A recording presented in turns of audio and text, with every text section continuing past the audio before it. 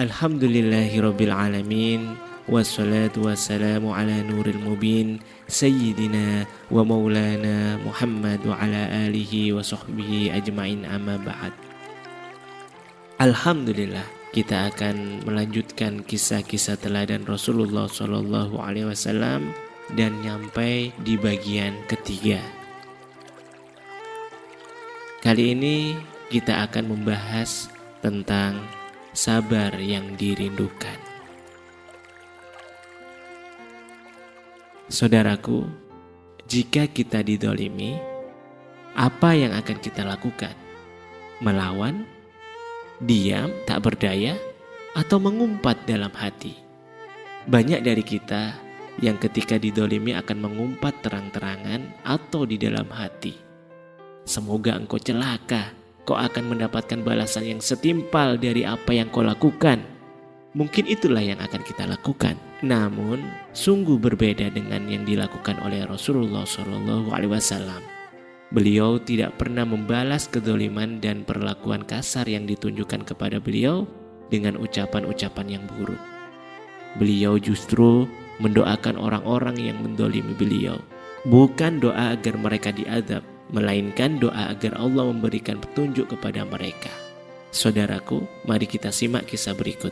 Suatu hari, Rasulullah SAW pergi ke kota Taif, sebuah daerah di dekat kota Mekah.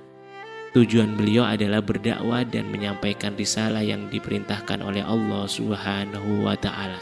Akan tetapi, penduduk Taif malah mengolok-olok Rasulullah SAW. Mereka bahkan mengejar dan melempari beliau dengan batu. Tubuh yang agung dan indah beliau terluka sampai darah pun mengalir dari kakinya. Rasulullah SAW pun berlari menuju kebun milik Utbah bin Rabi'ah, seorang tokoh Quraisy, untuk berlindung. Nah, menurut tradisi Arab, jika ada orang yang memasuki kebun milik orang lain, maka dia akan mendapatkan perlindungan. Kemudian sambil mengusap keringat dan membersihkan darah yang mengalir dari lukanya, Rasulullah SAW berdoa dengan khusyuk kepada Allah Subhanahu wa Ta'ala. Ya Allah, kepadamu aku mengadukan kelemahanku, kurangnya kesanggupanku, dan kerendahan diriku berhadapan dengan manusia. Wahai Zat yang Maha Pengasih lagi Maha Penyayang, Engkaulah pelindung bagi yang lemah dan Engkaulah juga pelindungku. Kepada siapakah diriku hendak Engkau serahkan ya Allah? Kepada orang jauh yang berwajah suram terhadapku, ataukah kepada musuh yang hendak menguasai diriku, jika Engkau tidak murka kepadaku?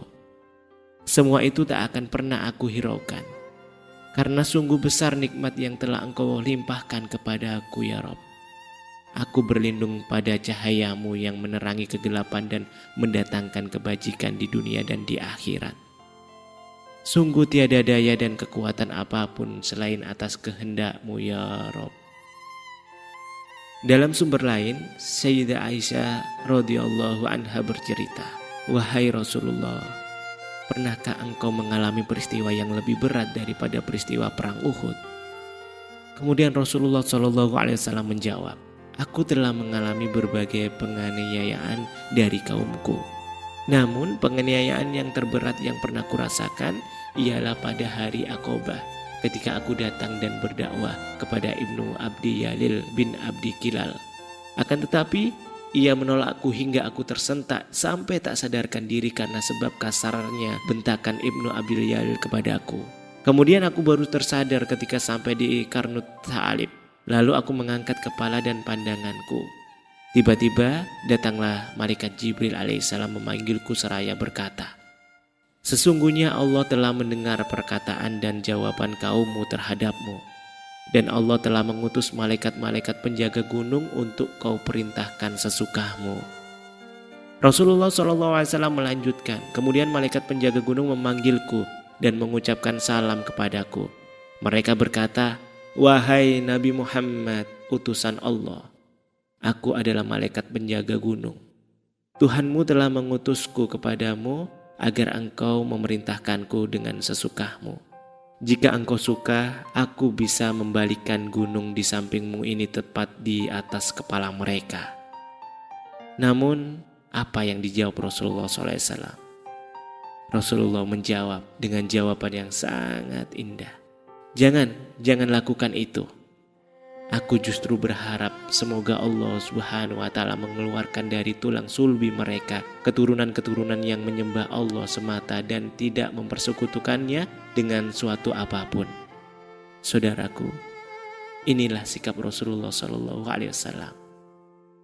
Siapakah yang mampu untuk bisa menjadi seperti Rasulullah SAW?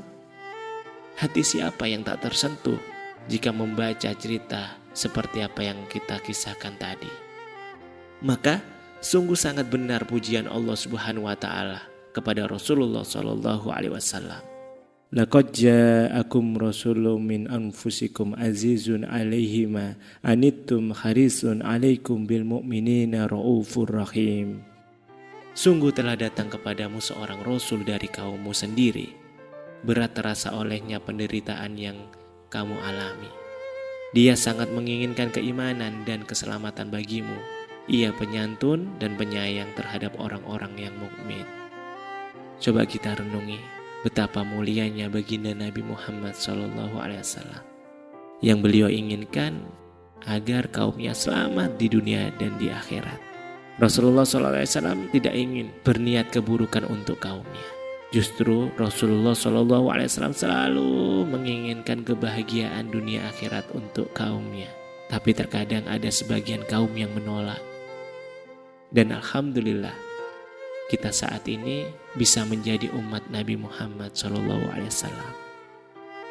Semoga kita semuanya selalu bisa mencontoh kesabaran Nabi Muhammad SAW.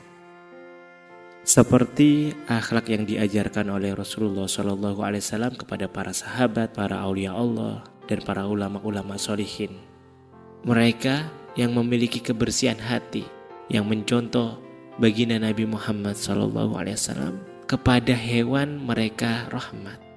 Apalagi kepada manusia, mereka tidak ada sedikit pun rencana buruk di dalam hatinya untuk mendolimi siapapun. Bahkan kepada sesama muslim, tidak ada sedikit pun rencana buruk untuk mendolimi siapapun hamba-hamba Allah.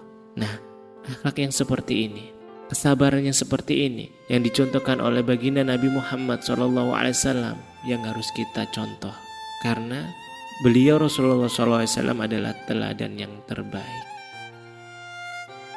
Semoga kita semuanya selalu dalam ridha Allah. Semoga kita semuanya selalu dituntun oleh Allah Subhanahu wa Ta'ala untuk menteladani akhlak Nabi Muhammad SAW. Semoga Allah Subhanahu wa Ta'ala memberikan kita semuanya hati yang bersih, hati yang selamat dari segala keburukan.